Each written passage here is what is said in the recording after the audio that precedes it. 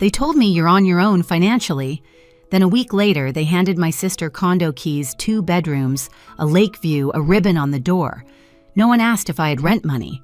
No one noticed when I disappeared. 4 years later, my name hit Forbes and my research changed everything. That's when my mother showed up, uninvited, smiling like she owned the place. She said she'd come to celebrate, but in her purse was a piece of paper that made my blood freeze. I thought she wanted forgiveness. She wanted something else, something worth exactly $1 million. My name is Linda Hayes. I grew up in a house that looked normal from the street, 2 stories, trimmed hedges, the kind of place where neighbors waved from driveways and said, "Nice family." Inside, though, it was like living in a play where I was the understudy who never went on stage. My mother, Margaret, ran the house like a director with one favorite actress, my sister, Sophie. Every conversation circled back to her. Every photo on the mantle had her in the center. If I was in the frame at all, it was by accident. Sophie sparkled. She was the dancer, the baby girl, the one Mom called her miracle. When she performed, Dad stood up to record it. When I brought home straight A's, he didn't even look up from his newspaper. Mom would say, "We don't brag in this house, Linda," but somehow bragging about Sophie was fine. At 16, Sophie got a car with a red bow. I got her old bus pass and a reminder to be grateful. Dinner was the same script every night, Dad talking about work, Mom praising Sophie, me clearing plates while pretending not to care. The smell of lemon detergent became the scent of invisibility. I told myself I was strong, that being invisible meant I was independent. But even then, I knew it was a lie. When I got into college, I rehearsed my request for help with tuition for days. I waited until Dad was relaxed. Newspaper folded, TV humming low. "I'll need help with room and board," I said carefully. Mom didn't look up from her laundry basket. Dad just muttered, "You've got scholarships, right? You're 18 now, you'll manage." Those words sliced deeper than they sounded. You're on your own financially.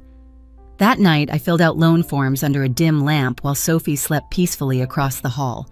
I wasn't angry, just hollow. Like a door had quietly closed and no one noticed I was still standing outside. College was a blur of labs, ramen, and side jobs. I sent short texts home at first, still hoping someone might ask if I was okay. They didn't. The family group chat kept glowing Sophie's new dresses, Sophie's vacations, Sophie's engagement to a guy with perfect hair. I learned to mute the notifications. When Dr. Elena Cruz took me on as her research assistant, I started to feel something new seen. She called me meticulous. She said, "You don't just follow instructions, you think." No one had ever said that to me before. She introduced me to the quiet rhythm of the lab, the hum of centrifuges, the clean scent of ethanol, the small thrill when an experiment worked. It was the first place that didn't demand I shrink myself. By the time I graduated, I'd built a wall of calm around me. I'd stopped waiting for approval, stopped asking for help. I believed I was free from them until one photo shattered that illusion. Sophie, again. A condo key in her hand, a lake glimmering behind her. Caption, "Happy 21st, baby girl." And in the background, a red bow, the same shade as the one she got on her car years ago. That's when I realized some gifts don't stop hurting, they just change shape. The photo burned through me more quietly than anger ever could. I didn't throw my phone, didn't cry, didn't call. I just stared at that red ribbon until the screen dimmed. It was the same shade as every time they'd celebrated Sophie, like the color itself had been reserved for her victories. 2 bedrooms, granite counters, lake view. The post said it all. There wasn't a single message asking, "How are you, Linda?" I set the phone down face first and returned to my notes, recording polymer dissolution rates like nothing had happened. But something did. Something final. After that, home stopped being a place and became a concept I'd outgrown. My scholarship covered rent in a campus basement apartment, thin walls, humming pipes, the faint smell of instant noodles that never left.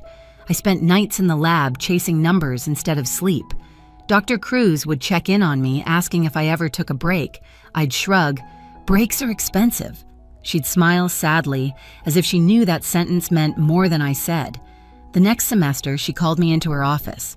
Warm, light books stacked in gentle chaos, a half-finished cup of coffee beside her laptop. "Linda," she said, "you're different lately. Not in a bad way, just focused. Whatever you're chasing, I hope it's for you, not against someone else. I wanted to say it was both, but I just nodded. When Stanford offered me a fully funded PhD position, I didn't tell my parents. I didn't even tell Sophie. I packed my car, a dented Honda trunk full of notebooks and wilted plants, and drove until the highway signs said California. Somewhere between mile markers, I stopped feeling like a daughter. I was something else now. Stanford was a different planet. People there didn't measure worth in attention, they measured it in discovery. I belonged to the midnight shift of the lab pipettes, playlists, fluorescent lights. For once, silence didn't mean neglect, it meant focus. Every now and then, my phone would light up with the family chat photos from holidays I wasn't invited to, Sophie's engagement ring, Mom's captions about my beautiful girls. I'd scroll through them with the detached curiosity of a stranger. Then one day a text came just to me. Heard you finished your PhD. Congratulations. Maybe now you can help your sister with her business idea. No question mark after the congratulations. Just expectation. I deleted the message and blocked the number. Years passed. My work turned into a startup, a small biotech company built from long nights and stubborn faith. Mark Reynolds came aboard as a partner, sharp, kind, grounded. We built something that mattered, something real. When investors called, they called me Dr. Hayes. The same name that once meant nothing in my family group chat now opened doors in places they'd never stepped foot in. Success came quietly at first, then all at once. Funding rounds, headlines, an acquisition offer, and that's when the noise found me again. A friend texted, "Your mom just posted about you." I opened Facebook for the first time in years. There it was, Margaret Hayes smiling proudly beside Sophie. So proud of my daughters. One runs a business, the other just made a scientific breakthrough. A mother's sacrifices are finally worth it. Sacrifices. The words sat like lead in my throat. I stared at that post until the edges blurred. It wasn't just a lie, it was a rewrite. She'd erased years of silence, replaced them with gratitude she never gave. For a moment, I wanted to comment, to remind her I hadn't spoken to her in nearly a decade. But then I realized she didn't post that for me. She posted it for herself. So I did nothing. And that's what drove her crazy. Weeks later, my assistant buzzed in through the intercom. "Linda, there's a woman here asking for you, says she's family." I froze. Family. The word I'd buried years ago. "Send her in," I said, voice steady but heartbeat sharp. And when the door opened, I smelled her perfume before I saw her vanilla and guilt, both too sweet to be real. She looked exactly as I remembered, immaculate hair pearls, a confidence that filled any room before she spoke. "Linda," she said, arms wide like this, was a reunion, not an intrusion. I stood up slowly. "Mom." She glanced around my office, taking inventory, glass walls, framed patents, the hum of success. "So this is where all the genius happens," she said. "You didn't even tell us." Imagine my surprise reading about my own daughter in Forbes. I forced a smile. "You could have called." "Oh, I did," she said lightly. "You changed your number. I figured you were just busy, so I thought I'd visit. Family should celebrate together, right?"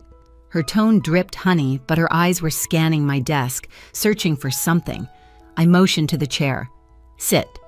She opened her purse with deliberate care and pulled out a folded sheet of paper. "Actually, I came because I've been thinking a lot about everything I've done for you. All the sacrifices, the years of raising you girls. It hasn't been easy." Something cold crept down my spine. "What are you talking about?" She unfolded the paper and slid it across my desk. "This," she said, smiling. I glanced down, typed lines, itemized, private school tuition, meals, emotional labor, and at the bottom, a neat total $1,000. It wasn't a joke. I looked up. "You're asking me to pay you $1 million for being my mother?" Her smile didn't move, but her eyes hardened. "For everything I gave up, for all the things you could never repay." My breath caught. "Family doesn't work like that."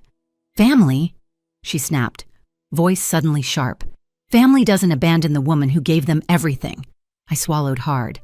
"You chose to have me, Mom. Children don't owe their parents for being born." For the first time, she faltered. Then she leaned closer. Can't or won't, I could have had a life, a career, a husband who stayed. But instead, I gave it all to you." Her words echoed, but something inside me stayed still. I'd lived my life trying not to upset her. That ended here. "I'll help with your expenses," I said quietly, "but not this." Her face froze. "Then you're no longer my daughter." She stood, smoothed her jacket, and headed for the door. At the frame, she turned back. "Your father would be ashamed of what you've become." And when she left, the silence that followed wasn't empty. It was heavy, alive, and mercifully final. For a long time after the door shut, I didn't move. The hum of the AC filled the silence she left behind, a sterile white noise that almost sounded like peace. Then it hit me all at once. The tremor, the disbelief, the quiet ache that felt older than my bones. I sat back in my chair and stared at that piece of paper on my desk. $1 million, an invoice for motherhood. When the tears finally came, they weren't loud. They were measured like something my body had been storing for decades, finally leaking through a crack. By morning, I wasn't crying anymore. I was done. I walked into the lab early before sunrise, before anyone else could see the wreckage on my face. The machines hummed softly, steady, and loyal. I started a new synthesis, wrote notes with the same precision I'd always had, and told myself this was how you heal, with order, with proof, with mémentis. Dr. Cruz found me an hour later holding a cup of coffee. She looked at me, then at the empty space behind my eyes. She came, didn't she? I didn't ask how she knew. She always knew. "She wants money," I said. $1 million. Dr. Cruz didn't flinch. "And what do you want?" I thought for a long moment. "Peace," I said, "but I don't think it's refundable." That night, I sat on the bathroom floor of my office, still wearing the champagne-colored dress from the party, my hands trembling so hard I could barely breathe. The mirror across from me reflected someone calm, detached, someone I didn't recognize. The woman who built a company that saved lives was breaking quietly in the corner of her own success. I remembered every Sunday dinner where my mother said, "We do everything for you girls." Every silent ride home where I tried to believe her. Every time I excused her cruelty as stress. And suddenly, I could see it for what it was. Not sacrifice, but control. She gave so she could own. I texted Mark, "Don't come by tonight, I need to think." 2 days later, I met with my lawyer. I told him to create a trust for my mother enough to cover her basic needs, nothing more. Strict conditions, I said. She can't touch the principal. No withdrawals beyond the monthly stipend. He raised an eyebrow. "You're protecting her from herself," I shook my head. "I'm protecting me from her." The calls started the next week. At first, they were angry.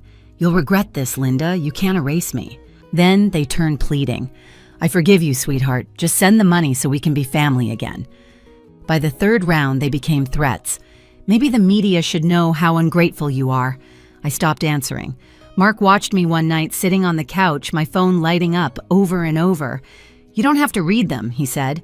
"I'm not," I told him. "I just need to see how far she'll go." Eventually, the messages slowed. The noise faded into static.